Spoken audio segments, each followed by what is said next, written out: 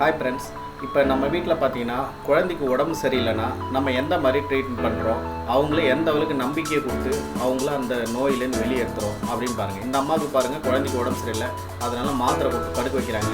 கொஞ்ச நேரத்தில் பார்த்தா அந்த குழந்தைக்கு வலிப்பு வந்துருச்சு. இவங்க ரொம்ப பதட்டமாயிட்டு சத்தம் போட்டு கத்தி அந்த குழந்தைக்கும் பயம் அதிகமாகிடும்.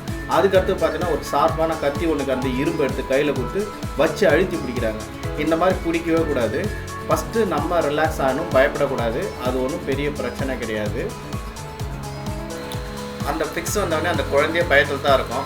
முதல்ல அந்த குழந்தைய தட்டி கொடுத்து ரைட் சைடு பக்கமாக படுக்க வைக்கணும்.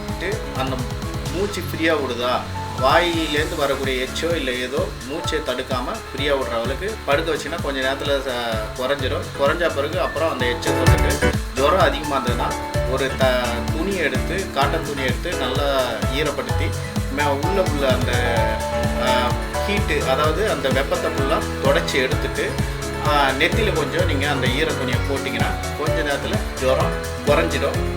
அதுக்கு பிறகு அவங்க நார்மலுக்கு வந்துடுவாங்க. அதுக்கு பிறகு நீங்கள் மருத்துவமனைக்கு கூப்பிட்டு போகிறதுக்கும்